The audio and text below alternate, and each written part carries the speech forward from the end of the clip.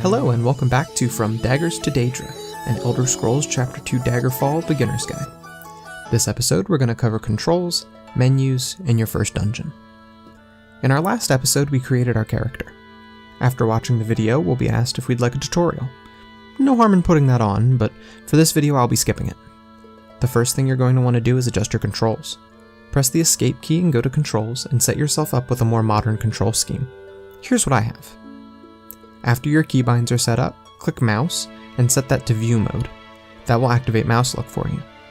After you finish that, if you'd like, you can set your view to full screen, located on the main menu if you'd like, but personally, I like to have the icons at the bottom of the screen, especially to denote which interact mode I'm currently in, but more on that later. It will also change what kind of compass you have. The real important stuff is the compass and your 3 bars. The green is your health, the red is your fatigue or stamina, and the blue is your magicka. I'm going to be referring to controls in accordance to their official names in the control settings, and sometimes according to what I've bound mine to, so just keep that in mind. Okay, so we've got our controls set up. Let's take some time to look around here. Walk around the little cave and ensure that your binds are working the way you'd like them to. If mouse look doesn't seem to be working for you, check that you're not in cursor mode, which I have mapped to enter. Whenever you're in cursor mode, you can left click on things in the world, or in any of the categories on the bottom of the screen, provided you're not in full screen mode. Once you feel comfortable, let's get our character all set up. Press your character key, which I have bound to F5, and take some time to look at this menu. It's all pretty self-explanatory here, and clicking on health or any button below, and including affiliations, will give you a more detailed description or take you to another menu.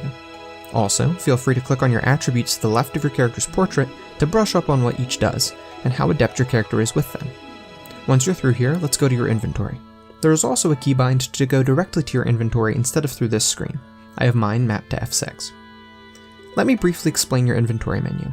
Whatever you can physically see on your character portrait is equipped. If it's an item you can't see, like a ring or something, it will be in the slots to the left. At the top, we have a number of categories that you can click on to take you to that section of your inventory. Weapons and armor, magic items, clothing and miscellaneous, and ingredients, namely for potions. The buttons to the right do exactly what you'd expect them to. Your wagons inventory will become accessible once you purchase one, and I'll cover wagons in a future video. Clicking on items while in info mode will provide you with information on the item. Equip will cause you to equip or unequip an item. Remove will remove that item from the inventory you click on it. If it's in your inventory, it will place the item on the ground, and if it's in an enemy's inventory that you're perusing, it will place that item in your inventory. Use allows you to use various items, and gold simply allows you to drop your gold. Why would you ever need to drop your gold? Because gold has weight in this game. More on managing your gold and its weight in a future video. Okay, so looking at your portrait, you'll notice some zeros, or maybe some other numbers if you've already equipped some of the armor you started with. These numbers represent your armor rating on those parts of your body. From top to bottom, you've got your helmet, left and right pauldrons, cuirass, glove or gauntlets, greaves, and boots. Okay, let's get equipped with some gear. If you equip something you didn't mean to or wish to unequip it, simply make sure the equip button is clicked and click on the item in your character's portrait. Once you've got your weapon equipped, leave this menu and go back to the game. Once the information at the top of the screen says your weapon is ready to go, you'll have to brandish it. I've bound one to brandish and put away my weapon. If you have multiple one-handed weapons, you can also switch between the active ones, which I've set to 2. Now that your weapon's out, let's talk about how to use it. Holding right-click, or whatever you've bound it to, but I'm going to recommend that you keep it on mouse 2, and then swinging the mouse in the direction you'd like will cause your weapon to also swing that way. You're going to want to hold right-click the whole time you're swinging. There are a couple of ways you can swing your mouse to attack, and this actually affects how accurate and how much damage your strike does. Moving your mouse from right to left or left to right is your base attack. This will do your base damage potential and your base chance to hit.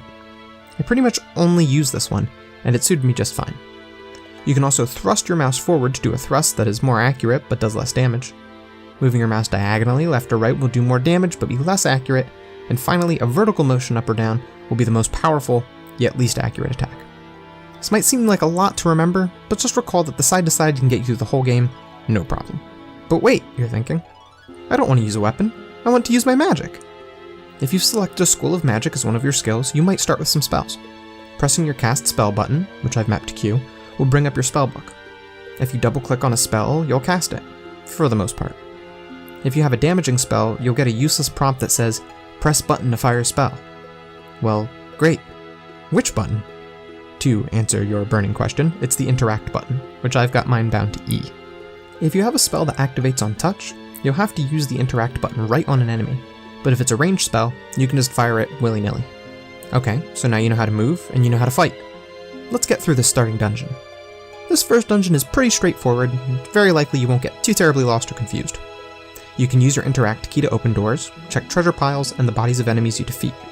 Remember to use the remove button in the menu to move items from one inventory to yours. You can also use equip to nab gold. If you're having trouble interacting with bodies or items, make sure you're in the appropriate mode. You can change from steal mode to grab mode to view mode to dialogue mode with the F1 through F4, or whatever you've bound them to, but you'll only really get any use out of grab here. More on these modes in a future video. If you're feeling lost, press the map key, which I've left as M, to get your bearings. As you explore a dungeon, the map will fill out, and you can use this to your advantage to see where you haven't been yet. As you explore, you'll likely take damage and need to recover your health or your stamina and magicka. To do this, you'll need to rest. To rest, press your rest key, which I have mapped to R. Loitering will not recover anything for you, but it's a good way to get time to pass in towns, which again we'll talk about more in a future video. To heal yourself, you'll actually need to rest. You can rest until you're fully recovered, or just take a set number of hours. Resting will also allow you to reflect on the skills you've used since last you've rested, and will eventually lead to leveling up. The only caveat is that you cannot rest while enemies are nearby, and sometimes an enemy will find you and disturb your slumber. If enemies are too close, you can always walk back to the entrance of the dungeon. That's far enough away to get a good sleep in. Daggerfall is hard. You're going to die a lot. The only way you're going to beat this game is either by being ridiculously overprepared or by save scumming. This means saving a lot. Save multiple slots and save often. Trust me on this. For now, save before and after every rest, and whenever you feel like it, and I'll have more tips on how often you should save in a future video. A tip I will give you now, however, is about the starting dungeon. There's an imp hanging around, and he can't be harmed by anything made of a material less than steel. That's why I told you to nab that ebony dagger in the first video. Otherwise, if you don't loot something nice, you won't be able to fight it. Finally, Daggerfall is sometimes, lovingly referred to as Buggerfall, meaning there are a lot of glitches and bugs. If you get your character stuck somehow on a wall or some weird geometry, simply press Alt and F11 to go back to the last time you were on solid ground. I'll have more technical tips like this in a later video.